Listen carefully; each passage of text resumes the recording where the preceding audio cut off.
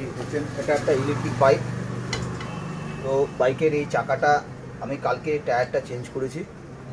আর এটা হচ্ছে ডিসটা, এই ব্রেক ক্যালিবারের আপার লেভেলটা সবসময় সেটে থাকে, যার ফলে চাকাটা জাম্প হতো, টাইট হয়ে থাকতো সবসময়। এর জন্য টোটাল চাকাটা গরম হতো। তো গরম হওয়ার কারণে বেশি পাংচার হতো। তো কোম্পানি সেটিং করেছিল, এটা কোম্পানি উঠে চলে গেছে। তো আমি এটাকে নতুন করে এটাকে ফ্রি করার জন্য আমি এই হাউজিংটা বার করে নিলাম। এই কোম্পানি যে ভেতরে ওয়াশারটা দিয়েছে এটা আমি বাদ দিয়ে দেবো। আমি এরকম পাতলা একটা ওয়াশার নিয়ে নিয়েছি দুটো, আমি এটা বাদ দিয়ে দিলাম। বাদ দিয়ে এবার হাউজিংটা ঢুকিয়ে নিচ্ছি। ঢুকিয়ে নেওয়ার পর আমি এই ওয়াশার দুটো পাতলা নিয়ে নিলাম এখানে।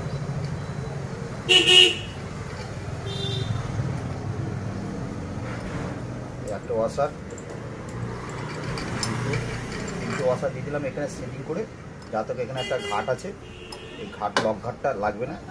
লক ঘাটটা না লাগাতে প্রবলেম হতে পারে, তার জন্য আমি একটা ওয়াশার আউট সাইডে দিয়ে দিলাম। এই চাবির মতন একটা আছে, এটা আমি ঢুকিয়ে নিচ্ছি। এবার এটা ঠিক ফ্রি হয়ে যাবে। এটা যদি কোম্পানিও নিজেও বাদ দিয়ে যদি করতো, এটা পাতলা ওয়াশার দিয়ে বাইরের সাইডে দিয়ে, তাহলে এটা জাম হতো না।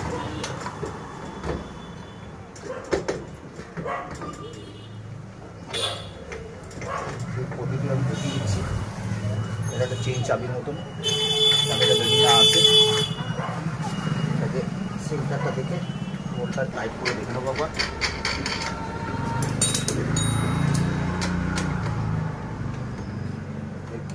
ক্যালিবারের এটা টাইট করছি না ঠিকঠাক, আর অনেক সময় ঢিলা থাকে।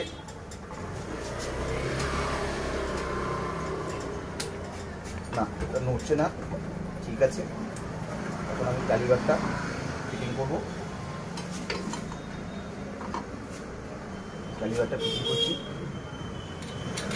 দুটো ফুটো আছে এখানে, 10 নম্বর বোল্ট লাগবে, ছোটো বোল্টটা। এই বোল্টটা আমি ক্যালিবারটা ফাঁসিয়ে নিলাম। এটাও সেম দিয়ে এটা ফাঁসিয়ে নিচ্ছি। এইভাবে এটা ফাঁসিয়ে নিলাম। 10 নম্বর টি দিয়ে এটাকে টাইট করে দেবো।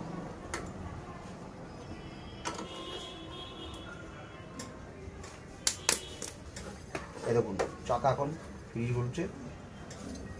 এটা দু সাইডে টাইট করব। চাকাটা ফিটিং করেছি, এবার দেখি এসে ভালো, এখন চলছেও ভালো।